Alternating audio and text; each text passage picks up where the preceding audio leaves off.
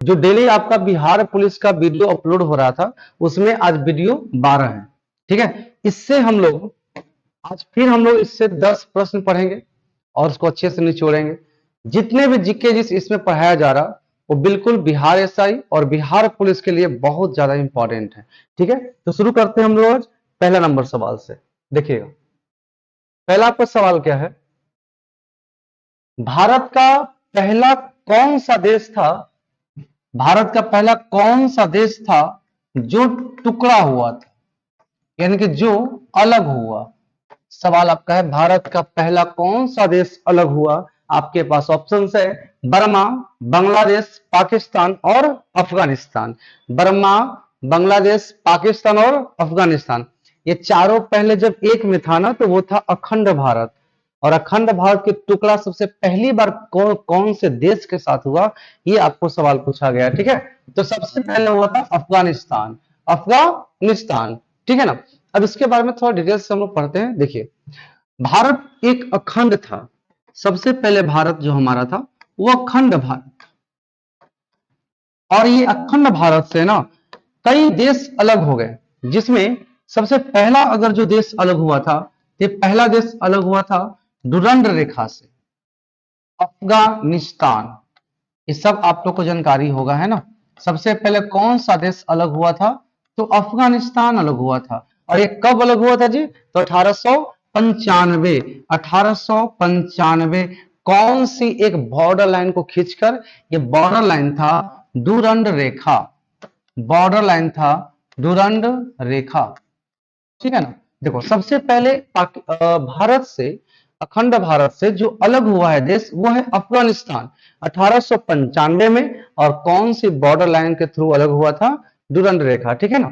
Next, इसके बाद अलग हुआ बर्मा, जिसे आज हम म्यांमार के नाम से जानते हैं, जिसे आज हम म्यांमार के नाम से जानते हैं, वो बर्मा भारत से अलग हुआ था 1935 में, 1935 में। और ये अलग होता है, भारत और म्यांमार को बीच जोड़ता है ना, तो अरुणाचल प्रदेश के पटकोई पहाड़ी, नागालैंड के नागा पहाड़ी, मणिपुर को लैमाटोल पहाड़ी और मिजोरम के मिजो पहाड़ी, ये सीमा बनाती है म्यांमार और भारत के बीच। एक अराकान कोमा पर्वत भी है, वो भी सीमा बनाती है। ठीक है ना।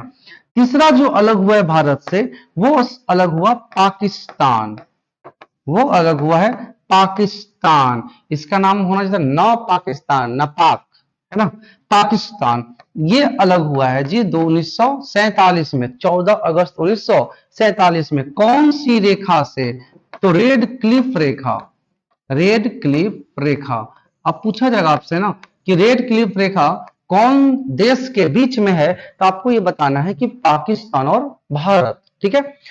इसके बाद फिर अलग हुआ पूर्वी बंगाल, पूर्वी बंगाल जो आज वर्तमान में बांग्लादेश के नाम से जाना जाता है, आज वर्तमान में बांग्लादेश के नाम से जाना जाता है। ये भी हालांकि अलग हुआ था 1947 में, इसको भी आप कह सकते हो।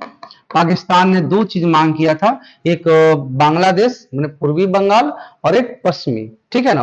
तो ये जब बांग्लादेश जो है वो अलग बना 1971 में, एक अलग एक देश बना 1971 में।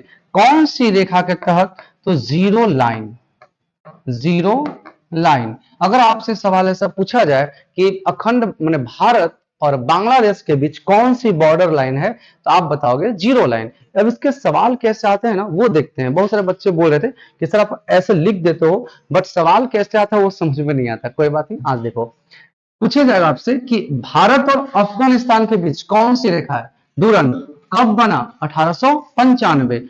बर्मा कब अलग हुआ? 1935। ठीक है ना। आज उसका वर्तमान नाम क्या है? म्यांमार। पाकिस्तान भारत से अलग कब हुआ? 1947 में। कौन सी रेखा के तहत अलग हुआ था? Red Cliff. बांग्लादेश भी पाकिस्तान का डिमांड से पूर्वी बंगाल मांगा गया था, लेकिन आजाद हुआ 1971 में, और बॉर्डर बना भारत और बांग्लादेश के बीच जीरो लाइन। अब देखो, पहले हमारा जो भारत है ना, ये पहले का भारत एक अखंड भारत हुआ करता था। ठीक है, ये आप सब जानते ही हो, और आजकल ऐसा नारा भी लगाया जा रहा है अखंड भारत बनाने के लिए, है ना। तो पहले हमारा जो भारत था वो एक अखंड भारत था। ठीक है ना। देखो, अखंड भारत था। जब हमारा भारत आजाद हुआ, भारत पाकिस्तान का जब बंटवारा हुआ तो भारत में उस समय 552 रियासतें थी, 552 रियासत थी। रियासत का मतलब उस समय ना रियासत ही हुआ करता था, एक गांव हो गया, वहां का एक राजा हो गया, तो उसकी वो रियासतें हो गई। ठीक है, तो भारत में टोटल 552 रियासतें थी। तो यहाँ पे एक पॉइंट हमें समझना क्या है ना, कि 552 को मिलाकर भारत एक संघ नहीं बना सकती है। संघ मतलब कौन सा संघ? फेडरेशन। भारत फेडरेशन नहीं बना सकती है। फेडरेशन का मतलब ये होता है कि 552 लोग मिलकर थोड़ा थोड़ा अपनी शक्ति देकर और एक केंद्र बनाए, और उसी केंद्र से फिर केंद्र वही केंद्र सभी रियासतों पर शासन करे। लेकिन भारत में इतने 552 लोग अगर मिल मिलकर शक्ति देगा, जब किसका मन कब क्या डिमांड करे नहीं मिलेगा, वो अलग हो जाता है ना, इसलिए ये सही नहीं हुआ। तो फिर 552 को मिलाकर ने एक भारत यूनियन बनाया, और यही यूनियन का मतलब होता है संघ। भारत क्या बनाया? यूनियन बनाया। तो भारत यूनियन मतलब मजबूती संघ होता है, जिसमें अगर 552 आ गया ना, तो एक परिवार का, एक शरीर का अंग हो गया, उससे हटाना बहुत ही मुश्किल होता है। ठीक है ना। देखो, जब 552 रियासतों को मिलाने की बात कहा गया, तो इसमें इसमें ना जिम्मेवारी किनको दिया गया? सवाल आपसे पूछा जाएगा कि 552 रियासत को मिलाने की जिम्मेवारी किनको दिया गया था? ये जिम्मेवारी दिया गया था, ये जिम्मेवारी दिया गया था बाल गंगाधर तिलक, बीजी तिलक, बाल गंगाधर तिलक जी को यह जिम्मेवारी दिया गया था कि आप क्या करो, 552 रियासतों को मिला दो। ठीक है ना। बट अब इसमें हुआ क्या था ना, सभी एग्री हो गया, सभी लोग मिलने के लिए रेडी हो गए, बट 3 ऐसे थे जो मिलने के लिए तैयार नहीं थे। 3 कौन कौन थे? ध्यान दो। सबसे पहला था आपका, सबसे पहला था हैदराबाद। सबसे पहला था हैदराबाद। हैदराबाद, देखो जब अलग हो रहा था ना भारत पाकिस्तान, तो उस समय क्या हुआ था ना, कि अंग्रेज जो है वो सभी के पास ऑप्शन रख दिया, 552 के पास ऑप्शन रखा था। ठीक है, वो ऑप्शन क्या था ना, कहा गया कि आपके पास 3 ऑप्शन है, सभी रियासतों को, कि आपके पास 3 ऑप्शन है। पहला ऑप्शन कि या तो आप पाकिस्तान में चले जाएं, या तो आप भारत में रहें, या तो आप स्वतंत्र रहें। 3 ऑप्शन दे रखा था इन्होंने। तो 3 ऑप्शन दे रखा था, तो ये तीनों अपना अपना फॉलो कर रहा था। ठीक है, बट ये तीनों को तिलक जी छोड़े नहीं। ध्यान दिया जाए, हैदराबाद का क्या कहना था, कि हैदराबाद कहता था कि हम भारत में नहीं मिलेंगे, हम भारत में नहीं मिलेंगे, हमें पाकिस्तान में जाने का मन है। तब जाके बाल गंगाधर तिलक जो हैं, वो सभी जनता से पता किए, पूछे कि क्या वाकई में सब जनता को मन है पाकिस्तान में जाने के लिए? तो कई लोग से जवाब आया कि नहीं, हम भारत में ही रहना चाहते हैं। तब बाल गंगाधर तिलक ने क्या किए, इनको सैन्य बल से, सैन्य बल मतलब बहुत सारा पुलिस भेजे, सैन्य बल कह सकते हो आप, पुलिस बल कह सकते हो, सैन्य बल या पुलिस बल के द्वारा इनको भारत में मिला लिया गया। पुलिस बल के द्वारा भारत में मिला लिया गया। कहां मिला लिया गया जी? भारत में मिला लिया गया। अब आपसे सवाल ऐसा पूछा जाएगा कि हैदराबाद को भारत में कैसे मिलाया गया? तो सैन्य बल के कारण और पुलिस बल के द्वारा। ठीक है ना। नेक्स्ट, जूनागढ़ की बात किया जाए, जूनागढ़ का भी राजा का मन नहीं था कि हम भारत में मिले। जूनागढ़ एक गुजरात का शहर है।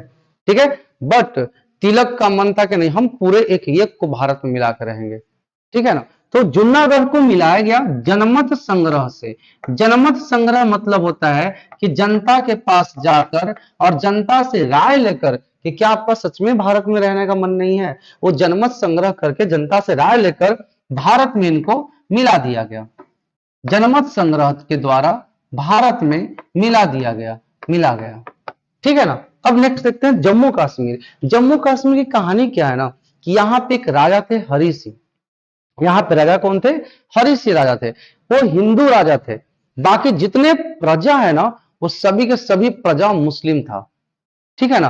तो हरि सिंह कहते थे क्या, कि हम ना भारत में मिलेंगे और ना ही हम पाकिस्तान में मिलेंगे, हमें आजाद रहने दो, हमें स्वतंत्र रहने दो। लेकिन चलो ठीक, कोई बात नहीं, भारत उनकी बातें को सुन लिया, स्वतंत्र छोड़ दिया।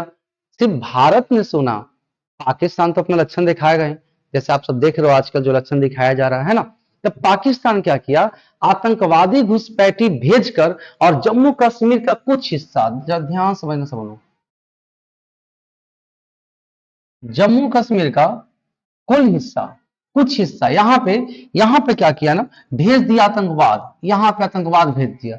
अब जैसे यहां पे आतंकवाद भेजा तो जो राजा हरि सिंह थे इनको लगने लगा कि अगर हम भारत की बात नहीं बतलाएंगे तो लगता है सारा कश्मीर पाकिस्तान लेकर चला जाएगा।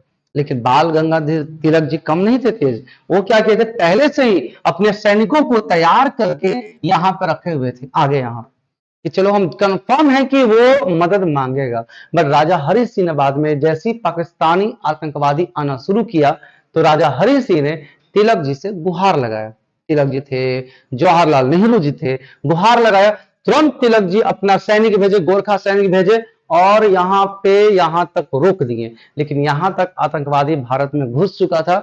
जो आज पाकिस्तान में जो क्षेत्र है उसको बोलते POK, पाक अधिकृत क्षेत्र कश्मीर, उसकी राजधानी है मुजफ्फराबाद, ठीक है ना। और मुजफ्फराबाद में आपको जानकारी हम दे चुके एक वीडियो में कि मुजफ्फराबाद में भारत ने उस वहां के आतंकवादियों के ढेर कर दिया है, मुजफ्फराबाद को तहस नहस कर दिया है ना।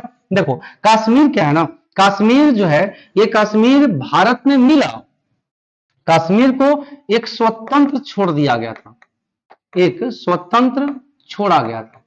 अब फिर इसको बाद में भारत में मिलाया गया। कब मिलाया गया, तो जब आपको मालूम है 1957 में, कब, जब कश्मीर की तरफ पाकिस्तानी आतंकवादी आ चुका था, ठीक है ना। चलिए जल्दी से इसको स्क्रीनशॉट ले लीजिए आप, 1 सेकेंड, ये कहां से आ गया, इसको डेट कर देते हैं, इसका स्क्रीनशॉट सब लीजिए फास्ट, और थोड़ा सा ध्यान से पढ़ा करो बाबू, ठीक है ना। अभी आज रिजल्ट आया बिहार पुलिस का, बताओ मेरिट आया, हुआ है बहुत सारे बच्चे का हुआ मेरे क्लास में, तो सबका आपके पास वीडियो बनेगा, सब बच्चे लोग आएंगे क्लास में। बट हम चाहते हैं कि इस बार का जो एग्जाम, इस बार का जो एग्जाम है ना, इसमें और ज्यादा से ज्यादा मेरे बच्चे को हो, ठीक है। इसलिए हम आपके लिए बहुत ज्यादा मेहनत करेंगे और आप भी थोड़ा मेहनत करने पे ध्यान दीजिए, ठीक है, चाहे कुछ भी हो जाए, क्लास नहीं छोड़िए, जो आपको जो कहा जा रहा है उस पर फोकस किया कीजिए। 100% गारंटी के साथ बोलते कि अरे अपने आप खुद में देख लो भाई, जब से हम स्टार्ट किए वीडियो, अपना खुद में सोचो कि तुम लोग का जीके स्ट्रांग हुआ है कि नहीं हुआ है, और होगा भी और आगे होगा भी, ठीक है ना। चलो आगे सवाल क्यों चलते हैं हम लोग, देखिए नेक्स्ट आपका सवाल क्या है कि मध्य रात्रि का देश किसे कहते हैं, मध्य रात्रि का देश किसे कहते हैं। हमें मालूम है कि कभी कभी सूर्य से सवाल क्या आता है ना कि मध्य रात्रि का देश, कभी उगते हुए सूर्य का देश, कभी डूबते हुए सूर्य का देश, कई तरह के सवाल आ जाते हैं ना। आज क्लियर करते हैं इसको, मध्य रात्रि का देश कहते हैं नॉर्वे को, मध्य रात्रि का देश कहते हैं नॉर्वे को बोलते हैं, ठीक है ना।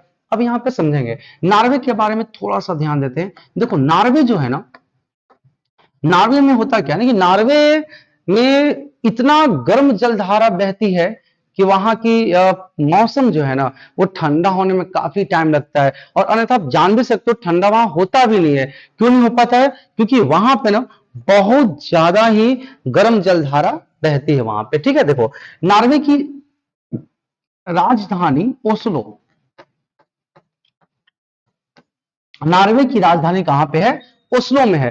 ओस्लो इसलिए थोड़ा ही इंपॉर्टेंट है क्योंकि ओस्लो में ना एक शांति में नोबेल पुरस्कार मिलता है, शांति में नोबेल पुरस्कार मिलता है। अगर आप कभी एग्जाम में बैठे होंगे कई बार, तो इस सवाल पूछा जाता है कि शांति में नोबेल पुरस्कार कहां से मिलता है, तो आपका जवाब होना चाहिए ओस्लो से मिलता है, ठीक है। अब ओस्लो से, ओस्लो किसकी राजधानी है, तो ओस्लो राजधानी है नॉर्वे की है, ठीक है। अब थोड़ा सा और ध्यान देते हैं, ये जो नोबेल पुरस्कार है वो छह विषयों में दिया जाता है, 6 क्षेत्रों में दिया जाता है। तो एक शांति में नोबेल पुरस्कार ओस्लो में दिया जाता है, तो बाकी 5 कहां से मिलता है, ठीक है। तो बाकी 5 मिलता है स्कॉटहोम, स्कॉटहोम, बाकी 5 जो क्षेत्र है ना स्कॉटहोम से 5 क्षेत्रों में, बाकी जो शेष बच गया है वो शेष 5 क्षेत्रों में पुरस्कार मिलता है, नोबेल पुरस्कार दिया जाता है। यानी नोबेल पुरस्कार का एक शांति का क्षेत्र जो होता है वो नॉर्वे से, और बाकी 5 जो शेष बच जाता है वो स्कॉटहोम से। हम जानते हैं कि 5 है कौन, ये पता करते हैं, ठीक है ना। तो सबसे पहले आप समझोगे कि नोबेल पुरस्कार मिलता है 6 क्षेत्रों में। पहला आपका है फिजिक्स, भौतिकी, दूसरा रसायन, तीसरा चिकित्सक, जीव विज्ञान के ही पाठ है चिकित्सक, उसको हम कह सकते हैं। चौथा हो गया साहित्य, पांचवा शांति, और छठा अर्थशास्त्र। तो हम लोग ये समझेंगे आज कि ये जो नोबेल पुरस्कार है ना, ये 6 क्षेत्रों में पहला भारतीय कौन, इसको किनको मिला था, ठीक है। अब देखो समझो ध्यान से। सबसे पहले अगर बात करें, आप सबको जानकारी होगा कि भारत के पहले वो कौन व्यक्ति थे जो नोबेल पुरस्कार प्राप्त किए हैं। भारत के पहले कौन से व्यक्ति थे जो नोबेल पुरस्कार को प्राप्त किए हैं। देखो सबसे पहले लिए थे रविंद्रनाथ टैगोर। रविंद्रनाथ टैगोर, इनको कब मिला था? 1917 में। और किस क्षेत्र में मिला था? तो साहित्य के क्षेत्र में मिला था। इनको मिला था किस क्षेत्र में? इनको मिला था जी, तो साहित्य के क्षेत्र में मिला था। फिर आए थे सीवी रमन। सीवी रमन, फिर कौन आए थे? सीवी रमन। इनको कब मिला था जी? तो 1930 में मिला था। और किस क्षेत्र में मिला था? भौतिकी के क्षेत्र में मिला था। भौतिकी के क्षेत्र में सीवी रमन को मिला था, भौतिकी के क्षेत्र में, ठीक है ना। नेक्स्ट अगर हम बात करें अब, तो फिर इनके बाद आए थे कौन? चिकित्सा में हरगोविंद खुराना। हरगोविंद खुराना, हरगोविंद खुराना, जिनको मिला था 1968 ईस्वी में। और किस क्षेत्र में इनको मिला था? वो था चिकित्सा, वो था चिकित्सा, ठीक है ना। चिकित्सा के क्षेत्र में इनको मिला था। अब इसके बाद बात करें हम, तो Indira Gandhi. Indira Gandhi, oh one second, mother Teresa, mother Teresa. तभी सोचिए इंदिरा गांधी इतना शांतिवादी कैसे हो सकती है, जो पाकिस्तान को मिट्टी का धूल चटा दी थी, वो कैसे हो सकती है ना। मदर टेरेसा है, मदर टेरेसा। मदर टेरेसा को मिला था 1979 ईस्वी में। किस क्षेत्र में जी? तो शांति के क्षेत्र में मिला था। इनको शांति के क्षेत्र में मिला था। मदर टेरेसा के बारे में आप लोग कहानी बहुत पहले सुने ही होंगे बचपन से, है ना, कि मदर टेरेसा जो थे वो अपने गांव समाज में सभी लोग को हेल्प किया करती थी, ठीक है। नेक्स्ट अब यहाँ पे ध्यान देते हैं। अब 2 और बचा है ना, साहित्य हो गया, भौतिकी हो गया, चिकित्सा हो गया, शांति हो गया, और एक बचा हुआ क्या है आपका? एक बचा हुआ है रसायन, ठीक है, रसायन।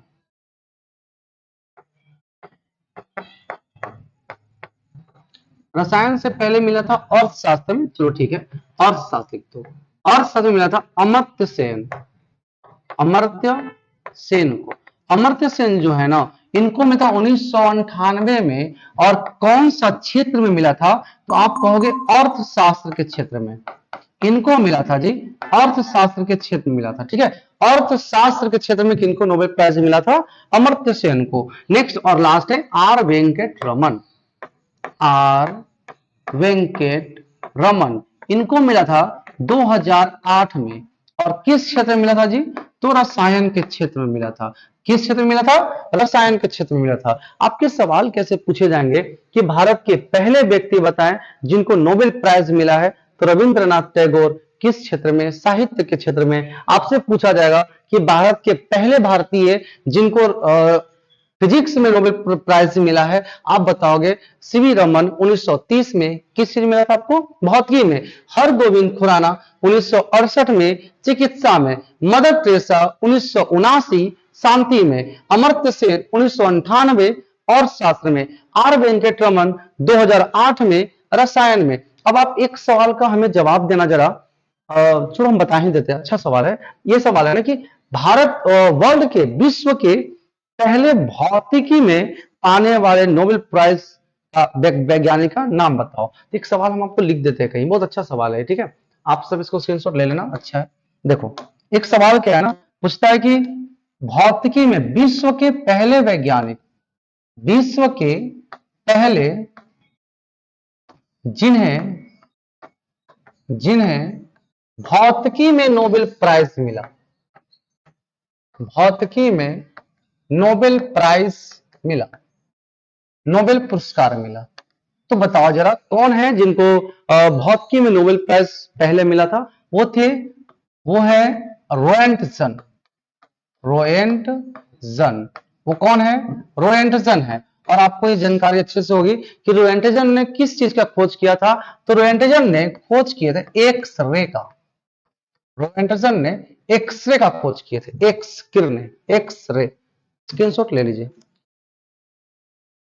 अब ज्यादा आपको फिर भी प्रयास किया जा रहा कि ज्यादा से ज्यादा आपको बताया जाए। आप अच्छे से इसको फेयर कीजिए, ठीक है ना? बहुत अच्छा काम देगा ये।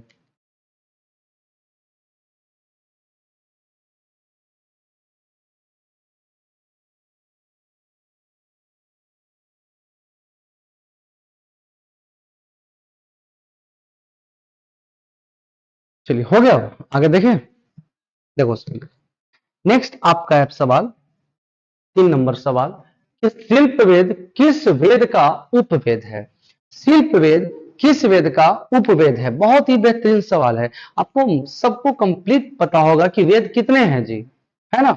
चलो आज हम क्लियर करते हैं, थोड़ा सा इसके बारे में चर्चा कर लेते हैं। शिल्प वेद किस वेद का उपवेद है?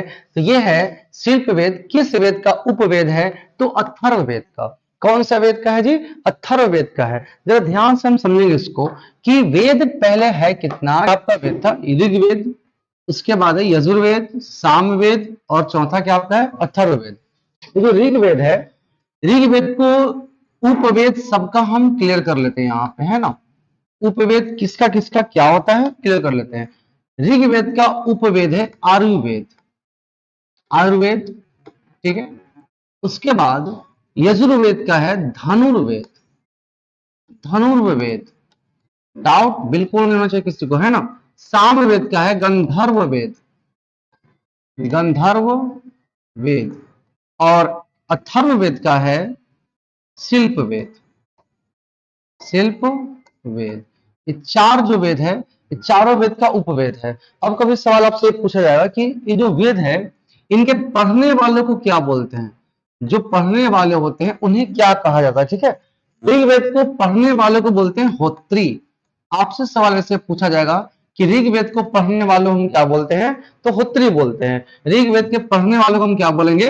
होत्री बोलेंगे। उसके बाद यजुर्वेद को पढ़ने वालों को क्या बोलेंगे? सामवेद को पढ़ने वालों को क्या बोलेंगे? और अथर्ववेद को पढ़ने वालों को क्या बोलेंगे? आपसे सवाल एक है, आपने जवाब क्या देना है ना कि यजुर्वेद को पढ़ने वाले को हम क्या बोलते हैं? ये कमेंट में सब बताना, बाकी हम बता दे रहे हैं। इसका बोलते हैं उगदाता, उगदाता।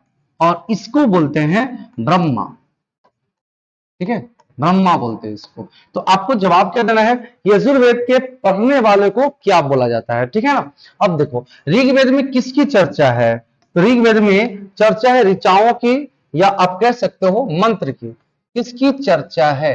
क्या इसमें चर्चा किया गया है? तो ऋग्वेद में चर्चा किया गया है मंत्र का, मंत्रों की चर्चा, या आप ऋचाओं की चर्चा कह सकते हैं। यजुर्वेद में किसकी चर्चा किया गया है? तो यजुर्वेद को हम बोलते हैं गद्य एवं पद्य वाला वेद। इसमें कर्मकांड, युद्ध के लिए और कई सारे जो मंत्र युद्ध के लिए होता है, यज्ञ के लिए जो कई सारे मंत्र होते हैं वह सब लिखे गए हैं यजुर्वेद में।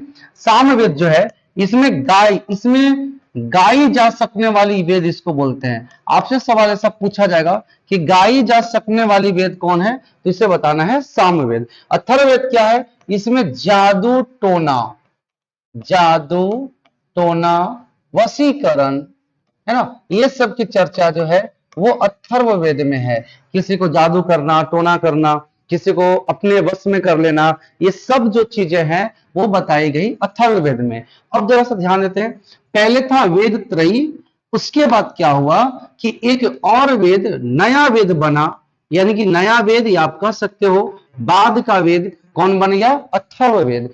अब इस प्रकार वेद टोटल कितने हो गए? तो वेद अब हो गए 4।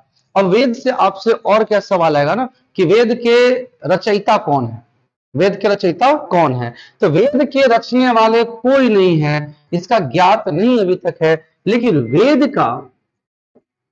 वेद का संकलन करता अगर पूछेगा आपसे कि वेद को संकलन किसने किया है, तो संकलन करता वेद के हैं महर्षि वेद व्यास, या आपका द्वैपायन वेद व्यास। संकलन करता है वेद व्यास। संकलन करता कौन इनके हैं? वेद व्यास है। ठीक है, अब थोड़ा सा और ध्यान देते हैं। ऋग्वेद में, है ना, ऋग्वेद में प्रमुख जो देवता है वो कौन है? तो ऋग्वेद में प्रमुख देवता दो को माना गया है। एक है इंद्र, इंद्र, और इंद्र के बारे में कितनी बार चर्चा किया गया है? तो इंद्र को चर्चा किया गया 250 बार। और एक है अग्नि, अग्नि का चर्चा जो है वो 200 बार है। मंडल कितने हैं जी? 10 मंडल है। ठीक है ना, तो स्क्रीनशॉट को ले लीजिए जल्दी फास्ट।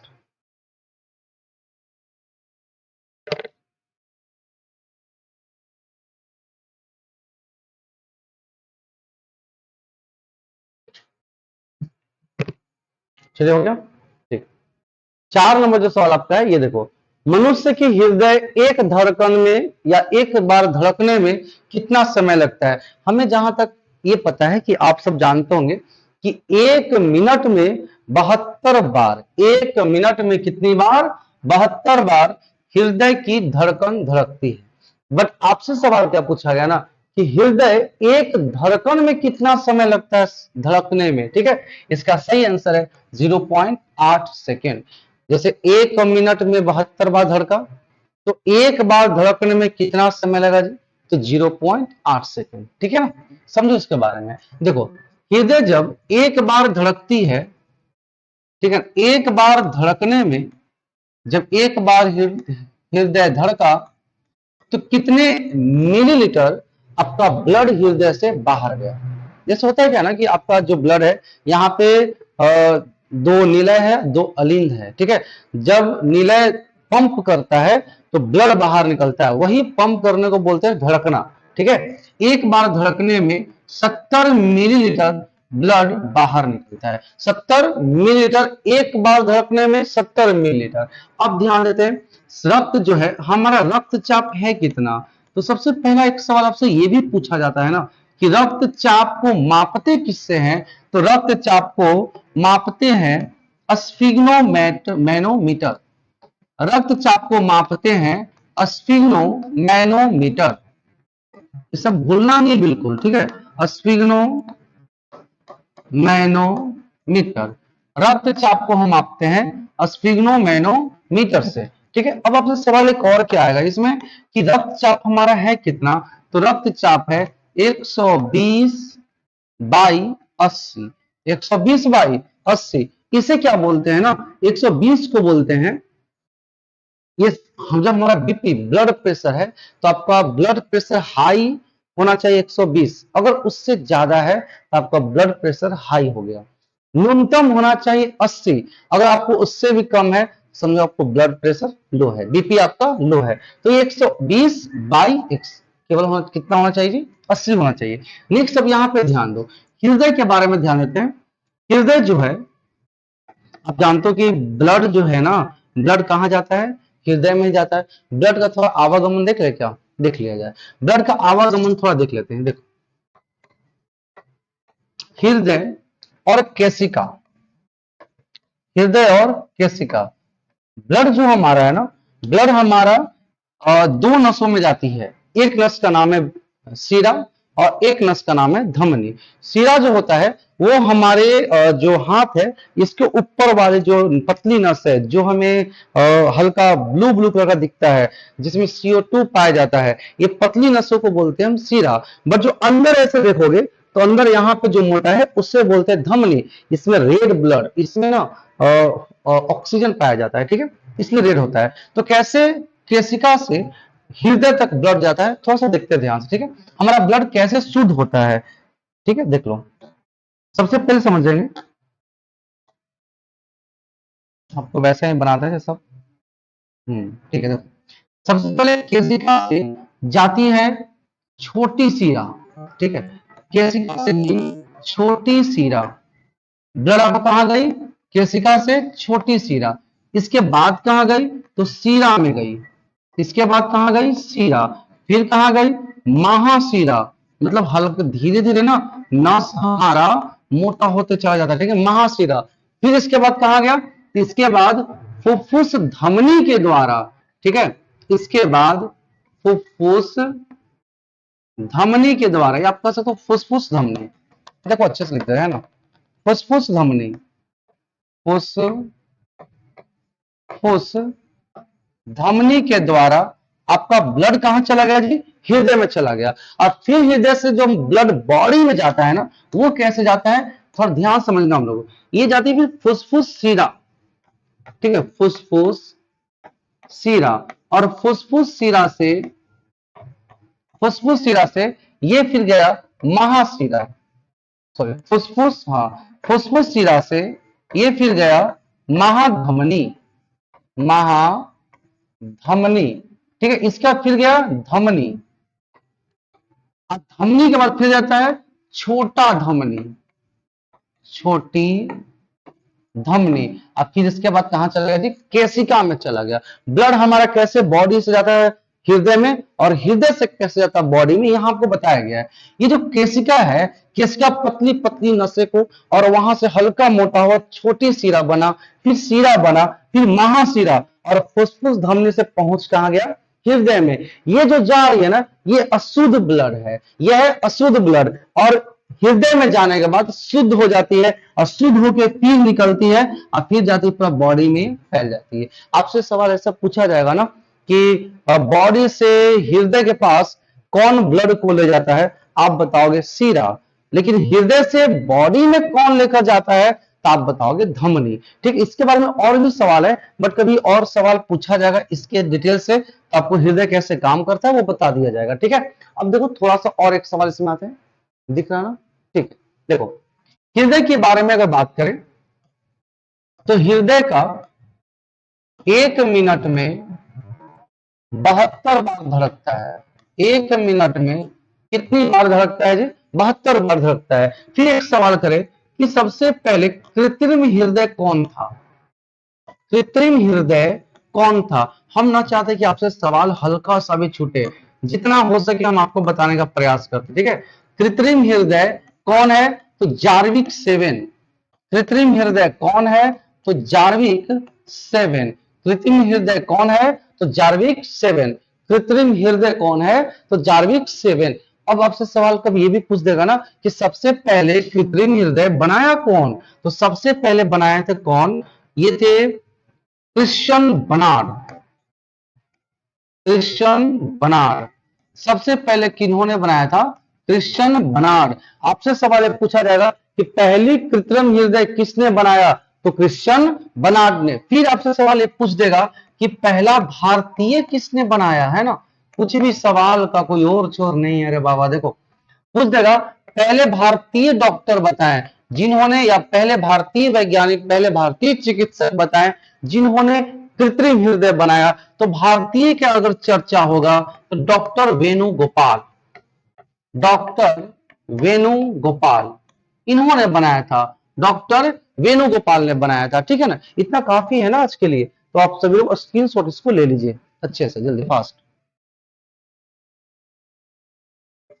और बहुत अच्छे से आप इसको स्टडी करेंगे, ज्यादा हड़बड़ी नहीं करना है भाई, ठीक है।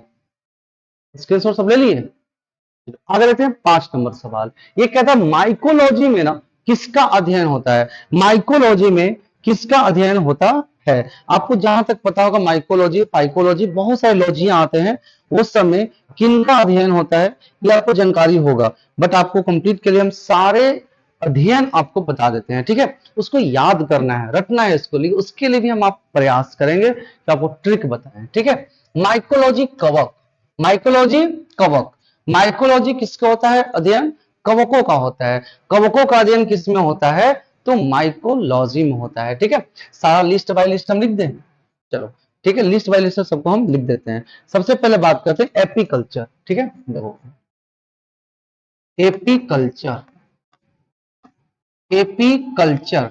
अब बताओ एपीकल्चर किसका अध्ययन होता है जी, मधुमक्खी का, मधुमक्खी का। अगर हम ट्रिक की बात करें ना, तो आप ऐसे कर सकते हो कि एक एप्पल में मधुमक्खी बैठी हुई थी, यानी एपीकल्चर से क्या हो जाएगा, मधुमक्खी। Next serology, serology. अब बताओ जरा सेरोलॉजी में किसका अध्ययन होता है बाबू, ये सेरोलॉजी में अध्ययन होता है छिपकलियों का, सेरोलॉजी में अध्ययन किसका होता है? छिपकलियों का होता है, छिपकलियों का। छिपकली जो है ना वो सांप की तरह रेंगता है, तो सेरोलॉजी में किसका हो जाएगा? छिपकलियों का हो जाएगा। नेक्स्ट पोमोलॉजी, पोमोलॉजी, पोमोलॉजी में किसका अध्ययन होता है? तो पोमोलॉजी में अध्ययन होता है फलों का। पोमोलॉजी में अध्ययन किसका होता है जी? फलों का। लेकिन आपसे पूछ देगा फूलों का, तो उससे बताना है फूलों का विटिकल्चर, आगे बता जाएगा आपको। नेक्स्ट देखो यहाँ पे ध्यान से, फिर आपसे सवाल इसमें पूछा क्या जाएगा ना, बता जाएगा आपसे सवाल कि बताओ कि शैवालों का अध्ययन किसमें होता है? तो शैवालों को हम बोलते हैं फाइकोलॉजी, फाइकोलॉजी। फाइकोलॉजी में किसका अध्ययन होता है? तो शैवालों का होता है। फाइकोलॉजी में किसका अध्ययन होता है जी? तो शैवालों का अध्ययन होता है, ठीक है ना। अब बोलो लाइकनेलॉजी, लाइकनेलॉजी आपको ना कहीं कहीं नाम में ही लग रहा होगा कि लाइकनेलॉजी कहना क्या चाहता है। तो लाइकनेलॉजी में अध्ययन होता है लाइकेन का। लाइकनेलॉजी में अध्ययन किसका होता है? तो लाइकेन का होता है। लाइकनेलॉजी में किसका अध्ययन होता है जी? तो लाइकेन का होता है, ठीक है। नेक्स्ट देखते जरा और हम लोग, फिर आपसे बोल देगा एंथोलॉजी, एंथोलॉजी, एंथोलॉजी ये होता है किसका अध्ययन? पुष्प का। एंथोलॉजी में किसका अध्ययन होता है? पुष्पों का अध्ययन होता है, ठीक है। नेक्स्ट अगर आपसे बात करें एंटेमोलॉजी, एंटेमोलॉजी, एंटेमोलॉजी में किसका अध्ययन होता है जी? एंटेमोलॉजी में अध्ययन होता है किसका? ये होता है पक्षियों का अध्ययन। पक्षियों का ऑर्निथोलॉजी हो जाता है ना। एंटेमोलॉजी में कीटों का अध्ययन होता है, कीटों का अध्ययन, ठीक है। नेक्स्ट जानेंगे, फिर आपको बोल देगा एंथ्रोलॉजी, एंथ्रोलॉजी हो गया पुष्पों का, अच्छी बात है। फिर सीरीकल्चर, सेरीकल्चर, सेरीकल्चर में रेशम, सेरीकल्चर में किसका अध्ययन होता है जी? तो रेशम का अध्ययन होता है, ठीक है। और देख ले, और देख लेते हैं, आगे देख लो हम लोग। देखो नेक्स्ट, फिर आते हैं हम लोग PC culture, PC culture. PC दूसरा आपको किताब नहीं खोलना पड़ेगा, हम इतना आपको पढ़ा देंगे, ठीक है ना। कोई किताब की आपको आवश्यकता नहीं पड़ेगी, जो बता रहे हैं वीडियो में अगर आप इसे फेयर कर लेंगे, इससे बेटर कोई जीके का बुक नहीं होगा, देख लीजिएगा आप, ठीक है। पीसी कल्चर, मत्स्य पालन, मत्स्य पालन, फिशी कल्चर जो है ना वो मत्स्य पालन होता है, ठीक है, मत्स्य पालन होता है। फ्लोरिकल्चर फूलों का, विटीकल्चर आप कर सकते हैं अंगूर का, विटीकल्चर, विटीकल्चर अंगूर का अध्ययन, विटीकल्चर अंगूर का अध्ययन होता है। विटीकल्चर में किसका अध्ययन होता है बाबू? तो अंगूर का होता है, ठीक है। ओलेरी कल्चर में सब्जियों का होता है, ओलेरी कल्चर, ओलेरी कल्चर में सब्जियों का होता है। ओलेरी कल्चर में किसका अध्ययन होता है? तो सब्जियों का होता है। ओलेरी कल्चर में किसका अध्ययन होता है जी? तो सब्जियों का होता है। नेक्स्ट अगर बात करें हॉर्टिकल्चर, तो बागवानी, हॉर्टिकल्चर, हॉर्टिकल्चर तो बागवानी का। हॉर्टिकल्चर किससे संबंधित है? बागवानी से संबंधित है। हॉर्टिकल्चर किससे संबंधित है बाबू? तो बागवानी से है। नेक्स्ट बात करेंगे हम लोग हाइड्रोपोनिक्स, हाइड्रोपोनिक्स, हाइड्रोपोनिक्स, हाइड्रोपोनिक्स जो है ना ये होता है पानी में पौधा उगाना, पानी में पौधा उगाना, पानी में पौधा उगाना, ठीक है। ये होता है पानी में पौधा उगाना, ठीक है ना। इसको जल्दी से स्क्रीनशॉट सब ले लो और इसको 2-3 बार सब बोल दोगे ना भाई तो पूरा ये कंप्लीट हो जाएगा आपका। नेक्स्ट क्वेश्चन है ना कि चौरा चौरी कांड आखिर कब हुआ था? तो चौरा चौरी कांड जो है ये, इसके बारे में थोड़ी सी हिस्ट्री डिटेल से पढ़ लेते हैं, ठीक है। देखो ये चौरा चौरी जो कांड है ना ये हुआ था 1922, 4 फरवरी 1922, 4 फरवरी 1922। थोड़ा सा हम समझेंगे पहले कि ये चौरा चौरी कांड है क्या। देखो ये घटना क्या है ना कि भारत जो है, भारत के जो क्रांतिवीर थे, जो आंदोलनकारी थे, जैसे महात्मा गांधी, महात्मा गांधी ने एक असहयोग आंदोलन चलाया, ठीक है।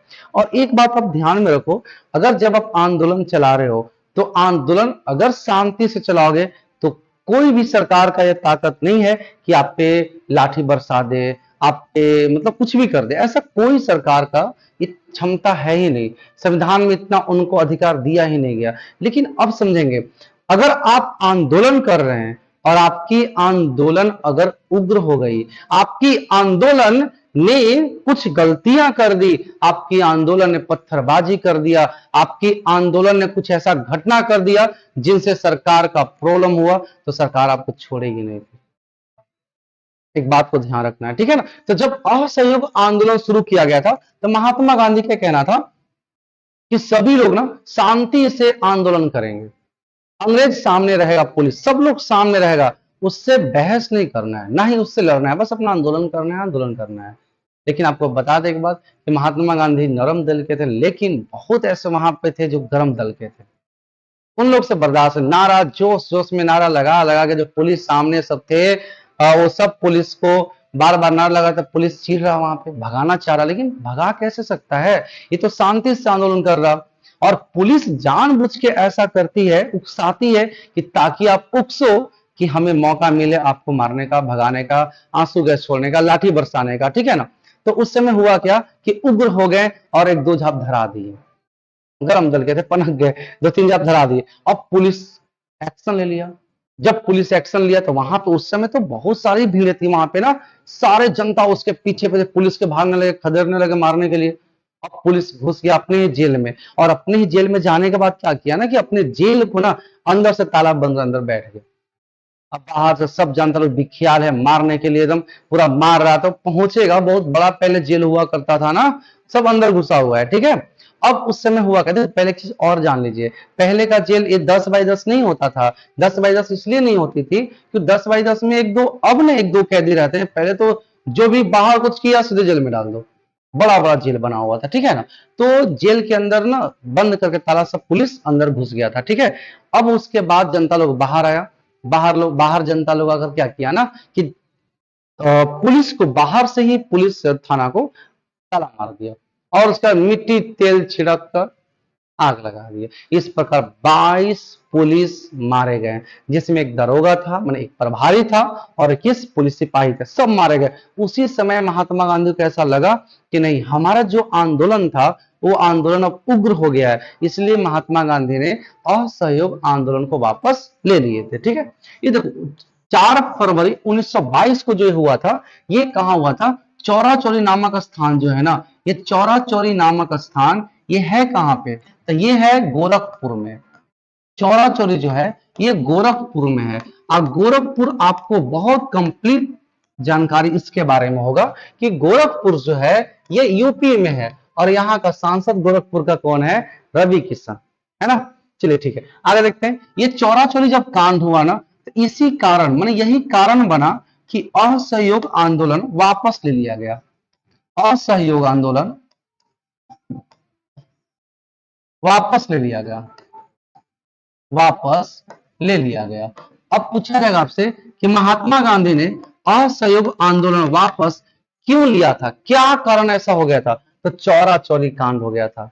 22 पुलिस, इस देखो इस कांड में ना 22 पुलिस को जिंदा जला दिया गया था।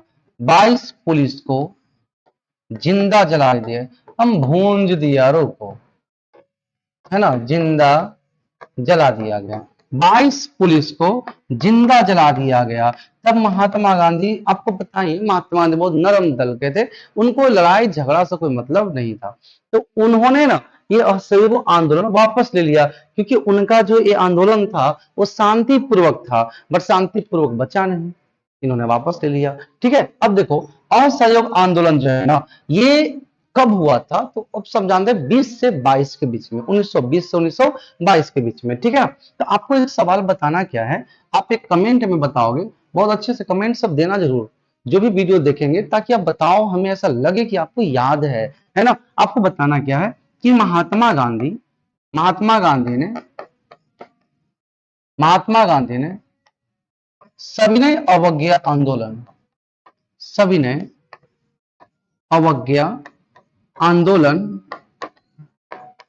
कब किए, सविनय अवज्ञा आंदोलन कब किए, ये आपको बताना है। महात्मा गांधी ने सविनय अवज्ञा आंदोलन कब किए, ठीक है। अब थोड़ा सा इसके बारे में और हम डिटेल्स पढ़ लेते हैं थोड़ा बहुत, है ना। देखो महात्मा गांधी जो है ना, महात्मा गांधी जो है ये सबसे पहले ये आंदोलन कहां शुरू किए थे, दक्षिण अफ्रीका में। सबसे पहले इनका आंदोलन शुरू अगर किया गया था तो पहला इन्होंने सत्याग्रह किया, पहला सत्याग्रह किए थे कब, 1905। 1905 पहला सत्याग्रह इन्होंने किया 1905। फिर सेकेंड कहां किए थे, चंपारण में। कहां किए, चंपारण में। ये किए कब, 1917। इसके बाद देखो सवाल ये भी आता है ना कि चंपारण सत्याग्रह में महात्मा गांधी को किन्होंने बुलाया था, तो बिहार के किसान थे रामकृष्ण शुक्ल, राम शुक्ल, है ना, राम शुक्ल ने बुलाए थे। नेक्स्ट समझेंगे। फिर लगले इन्होंने महात्मा गांधी ने खेड़ा आंदोलन किया 1918 में, एक एक मिल के लिए और एक सूती वस्त्र के लिए। दो आंदोलन इन्होंने अहमदाबाद में किए थे, ठीक है ना। महात्मा गांधी ने पहला सत्याग्रह 1905, और ये बताया गया वीडियो में कि जब महात्मा गांधी भारत पहली बार आए ना, मतलब अब परमानेंट रहने के लिए आए, तो उस दिन मनाया जाता है विश्व प्रवासी दिवस, नहीं भारतीय प्रवासी दिवस, ठीक है। 9 जनवरी को महात्मा गांधी वापस भारत आए थे। इतना ही स्क्रीनशॉट सब ले लीजिए, जल्दी से थोड़ा सा ले लीजिए स्क्रीनशॉट। आपके 7 नंबर सवाल क्या है ना कि उल्का पिंड को गिरने से, जब उल्का पिंड गिरती है ना तो उसके रोकता कौन सी परत है। ऑप्शन ए है समताप, बी ओजोन, सी आयन और डी है क्षोभ मंडल। कौन से मंडल, ओजोन कौन से मंडल आने वाली सूर्य की उल्का पिंडे या सूर्य की आप कह सकते हो अल्ट्रा वायलेट किरणें, इसको कौन रोकती है, ये रोकती है ओजोन मंडल। ओजोन मंडल, आप ओजोन मंडल को मध्य मंडल भी कह सकते हैं। अगर परतें की बात करें तो वायुमंडल की 5 परत, वायुमंडल की कितने परत है, तो 5 परत है। वायुमंडल की 5 परत है। आपको ट्रिक पढ़ाया गया बाबू, सब याद करना।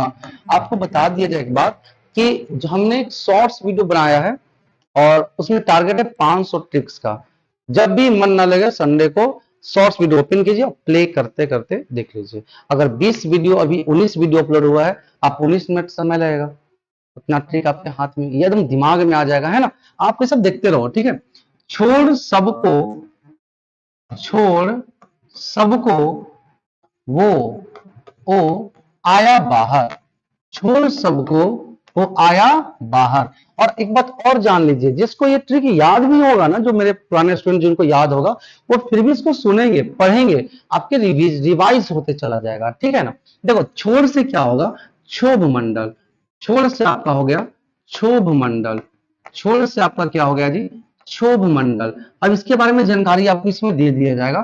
सबसे हो जाएगा समताप मंडल, सबसे आपका हो जाएगा समताप मंडल। नेक्स्ट आपका यहां देखते हैं ओ से ओजोन मंडल, ओ से ओजोन मंडल। यही ओजोन मंडल को मापने की इकाई हम गिब्सन कहते हैं, ठीक है। आ से आयन मंडल, आ से आयन मंडल, है ना। बा से बही मंडल, बा से बही मंडल। अब ये सब मंडल की क्या खासियत है आपको हम अच्छे से समझा देते हैं, ठीक है। क्या इसकी खासियत है ये सब आपको समझा दिया जाता है। देखो सबसे पहले ध्यान देंगे, अगर हम नीचे की स्तर से बात करें तो सबसे पहले आपको मिलेगा क्षोभ मंडल, उसके बाद मिलेगा समताप मंडल, फिर मिलेगा ओजोन मंडल, फिर आपको मिलेगा आयन मंडल और फिर आपको मिलेगा बरही मंडल। सबसे ऊपर मंडल कौन सा होता है, तो बरही मंडल होता है, ठीक है। ये 8 से 18 किलोमीटर, फिर उसके बाद 32, ऐसे ऐसे बढ़ते चला जाता है। ये 640 के ऊपर होता है, ठीक है ना।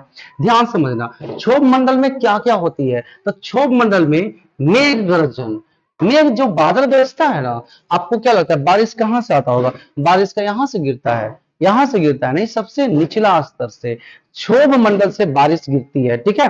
तो क्षोभ मंडल की बात करें तो यहां पे होता है मेघ गर्जन, मेघ गर्जन, या आप इसमें कह सकते हो मेघ गर्जन के साथ साथ बादल बनना, बादल बनना। बादल बनता है किसमें, क्षोभ मंडल में। आपसे सवाल ऐसा पूछ दिया जाएगा ना कि बादल क्यों तैरता है, तो अल्प घनत्व के कारण। किस मंडल में बादल तैरता है? तो वो तैरता है क्षोभ मंडल में। इससे बोला बिजली चमक, बिजली कड़कती है जी, तो बिजली कड़कती है ना, तो बिजली कड़कती है किस मंडल में? तो क्षोभ मंडल में। कभी कभी तो हम सुने आवाज, एकदम भयानक भयानक आवाज आएगा, उसी को बोलते हैं मेघ गर्जन। ठीक है, आगे देखते हो समताप मंडल क्यों चलते हैं। अच्छे से फेयर करना बाबू सब, ठीक है। हल्का सा भी कुछ डाउट हो तो आप कमेंट करके बताएंगे सर आप में ये प्रॉब्लम हो रही है आपकी वीडियोस में, नेक्स्ट वीडियो में सुधारा जाएगा। और जहां तक आपको जानकारी होगा, शुरू से धीरे धीरे हम लोग सुधारते हुए चल भी रहे हैं, ठीक है। देखो समताप मंडल, इसमें क्या होता है ना, इसमें हवाई जहाज उड़ते हैं। जो हवाई जहाज उड़ते हैं वो किस में उड़ते हैं? समताप मंडल में। समताप मंडल में हवाई जहाज, वायुयान, वायुयान, ठीक है। अब अगर आप यहां से अमेरिका जाओगे, ब्रिटेन जाओगे और एयरप्लेन से जाओगे, तो आप जितने देर भी एयरप्लेन आकाश में रहेगा वो समताप मंडल में रहेगा, ठीक है ना, कि क्षोभ मंडल में, वो समताप मंडल में रहता है, ठीक है। आगे देखो ओजोन क्या करती है ना, ओजोन आने वाली उल्का पिंड, केवल उल्का पिंड ही नहीं, अल्ट्रा वायलेट भी, ये आने वाली उल्का पिंड, यूवी किरणें, मतलब अल्ट्रा वायलेट किरणें, ये सबको रोकती है। ये सबको क्या करती है? रोकती है। कौन रोकती है जी? तो ओजोन मंडल, ओजोन मंडल। अब ओजोन मंडल में अगर छिद्र हो जाएगा गलती से भी, अगर ओजोन मंडल में छिद्र हो जाएगा ना, तो सीधे सूर्य से आने वाली प्रकाश वो सीधे ओजोन मंडल से फाड़ते हुए आ जाएगी नीचे धरती पे, और धरती पर आकर हम सभी लोग को त्वचा कैंसर दे देगी। और एक सवाल आपको मालूम है कि त्वचा कैंसर से हमें कौन सा त्वचा का पार्ट बचाता है? तो मेलानिन। कौन बचाता है जी? मेलानिन, ठीक है। आयन मंडल, इसमें क्या होता है? इसमें उपग्रह वगैरह, उपग्रह हो गया, उपग्रह छोड़ना होता है तो आयन मंडल से। उपग्रह गोल गोल ऐसे नचता है आकाश में, तो आयन मंडल से। इसके साथ ही रडार, ठीक है, रेडियो, रेडियो प्रसारण, ये सभी चीज जो होती है ना वो आयन मंडल से होता है, ठीक है।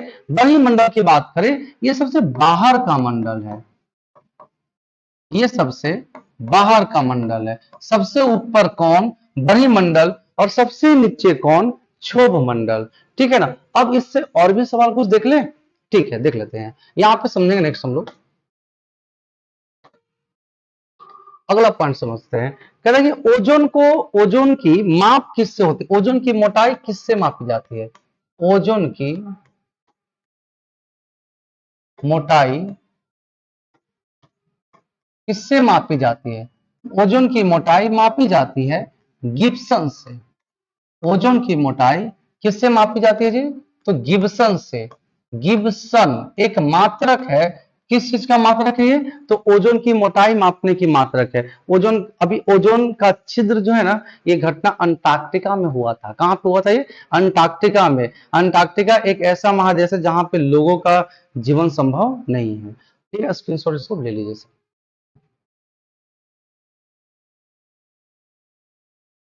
अब देखो नेक्स्ट आपका 8वां नंबर सवाल क्या है ना, ये सवाल है कि राष्ट्रीय पिछड़ा वर्ग आयोग को संवैधानिक दर्जा कितने संविधान संशोधन के तहत मिला था?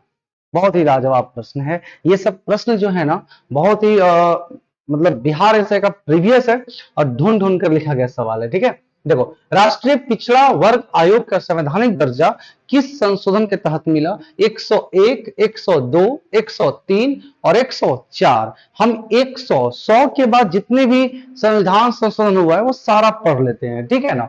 यहां देखो ये हुआ था, इसका आंसर है 102। 102वां संविधान संशोधन के तहत इनको राष्ट्रीय पिछड़ा वर्ग आयोग को एक संवैधानिक दर्जा दिया गया था, ठीक है। अब देखते हैं 101वां क्या है।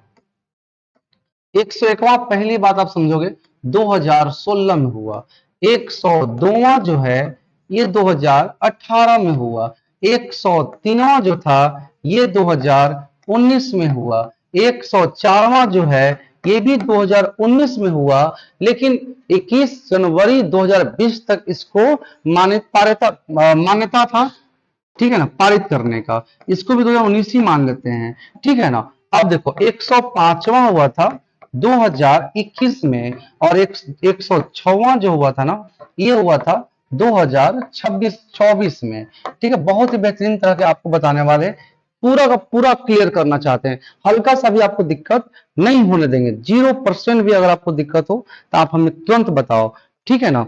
देखते हैं, अब समझते हैं ध्यान से। 101वां, ये सब जानते हैं, ये जीएसटी। जीएसटी, जीएसटी का मतलब goods and service tax. Goods, goods माने होता है वस्तु, goods and service tax, goods and service tax यानी वस्तु एवं सेवा कर, वस्तु एवं सेवा कर। आपसे सवाल ऐसा पूछा जाएगा कि जीएसटी कब पारित हुआ, 2016 में कैवा संविधान संशोधन के तहत, तो 101वां। आप यहां पे क्या करो ना, ऐसे लिख दो, नहीं तो फिर कॉपी करने में आपको परेशानी होगी, सर क्या क्या लिख दिए है ना। देखो यहां आप लिख सकते हो संविधान संशोधन, संविधान संशोधन, ठीक है। ये आप कह सकते हो कब हुआ जी, है ना, संविधान संशोधन कब हुआ। अब क्या हुआ उसमें, वो यहां पे आपको लिखा हुआ, क्या क्या हुआ था वो यहां पे आपका लिखा हुआ है, ठीक है। देखो जीएसटी की बात करें तो सबसे पहले जीएसटी कहां लागू हुई थी, सबसे पहले जीएसटी कहां लागू हुई थी, ये तो क्लियर सबको मालूम होगा ना कि पहली बार जीएसटी असम में लागू हुआ था। कहां लागू हुआ था जी, असम में लागू हुआ था। जीएसटी का मॉडल कहां से लिया गया है, कनाडा से लिया गया है। ये बहुत सारे से सवाल आ जाएगा, है ना, लेकिन हम लोग को पहले इसको क्लियर करना है। देख लेते हैं 102वां जो है, 102 में क्या हुआ था, 102 में यही हुआ था, राष्ट्रीय राष्ट्रीय पिछड़ा आयोग, पिछड़ा आयोग को संवैधानिक दर्जा, संवैधानिक दर्जा दिया गया था। 103 में क्या हुआ, देखो 103 में क्या हुआ ना कि आर्थिक रूप से कमजोर वर्ग यानी कि ईडब्ल्यूसी, ईडब्ल्यूसी में 10% की छूट। अब किस चीज में 10% की छूट इनको मिल जाएगा जी, इनको 10% जो छूट मिलने वाला है ना वो शिक्षण में मिलता है, शिक्षण में, और तथा नौकरियों में, नौकरी में भी ना ईडब्ल्यूएस का 10% छूट दी जाती है। इसलिए इस बार जो बिहार पुलिस का कट ऑफ गया या कभी भी कोई भी एग्जाम का कट ऑफ जाता है, ईडब्ल्यूएस और ईबीसी का दोनों सेम रहता है, मैच कर जाता है, ठीक है। 104वां 2019, इसमें क्या हुआ था बाबू, इसमें क्या हुआ था ना कि 2019 में देखो भारत में एंग्लो इंडियन पहले था और एंग्लो इंडियन को सरकार बहुत ज्यादा महत्व दे रखा था। तो अब एंग्लो इंडियन भारत में बचा ही नहीं, तो इसके तहत क्या हुआ ना कि एंग्लो इंडियन का, एंग्लो इंडियन का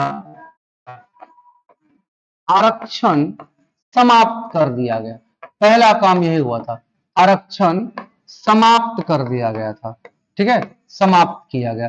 एंग्लो इंडियन का आरक्षण क्या कर दिया इन्होंने, समाप्त कर दिया गया। और इसी में एक चीज और घटना घटा था, क्या हुआ इसमें, एक और क्या पारित हुआ था ना कि लोकसभा, ठीक है, और विधानसभा, ये दोनों में एससी एसटी, एससी एसटी का आरक्षण रहने दिया था, या आप कह सकते हो कि इसमें 10 साल और बढ़ा दिया गया, ठीक है। 2021 105वां संशोधन, 105वां संशोधन 2021, इसमें क्या हुआ था कि ओबीसी के लिए, ठीक है, ओबीसी के लिए, ओबीसी के लिए एक सूची तैयार किया गया, एक सूची तैयार किया गया, ओबीसी के लिए एक सूची तैयार किया गया, ठीक है। लास्ट अगर आपसे बात करें हम 106 में क्या है, ठीक है, तो 106 में आप समझोगे कि 106 जो संविधान संशोधन हुआ था ये हुआ 2024 में, और इसमें क्या किया गया कि महिलाओं के बारे में इसमें आरक्षण दिया गया था। महिलाओं को क्या चीज आरक्षण दिया गया था, पढ़ाई में कि नौकरी में कि शिक्षण में, ये सब चीजों में नहीं, पर ध्यान समझना हम लोगों को। इसमें क्या हुआ, दिल्ली, ठीक है, दिल्ली, इसमें क्या हुआ था कि दिल्ली तथा लोकसभा तथा विधानसभा, दिल्ली लोकसभा और विधानसभा, दिल्ली लोकसभा और विधानसभा, ठीक है ना, ये सब में महिलाओं के लिए दम रख दिया, वह भी हट ही नहीं सकता है, ठीक है। महिलाओं के लिए 1/3 सीट आरक्षित, 1/3 सीट क्या हो गया था इसमें, आरक्षित कर दिया गया है। थोड़ा सा रिवाइज हम करा दे रहे हैं, ठीक है। 101वां संशोधन 2016 में, 102वां 2018 में, 103 2019, 104 2019, 105 2021 और 106 2024। 101वां में जीएसटी, 102वां में राष्ट्रीय पिछड़ा आयोग का संवैधानिक दर्जा, 103वां में ईडब्ल्यूसी का 10% छूट, 104वां में एंग्लो इंडियन का आरक्षण समाप्त किया गया, 105वां में ओबीसी का सूची में तैयार किया गया, 106वां में दिल्ली लोकसभा विधानसभा ये सब महिलाओं को 1/3 सीट आरक्षित किया गया। ठीक है, आज का 8 ही क्वेश्चन रहने देते हैं, काफी टाइम हो जा रहा था नहीं। अब नेक्स्ट हम लोग पढ़ लेते हैं नेक्स्ट वीडियो में, ठीक है। और सभी लोग थोड़ा मेहनत कीजिए, इस बार बिहार पुलिस का रिजल्ट बहुत ज्यादा होना चाहिए, ठीक है ना। चलिए।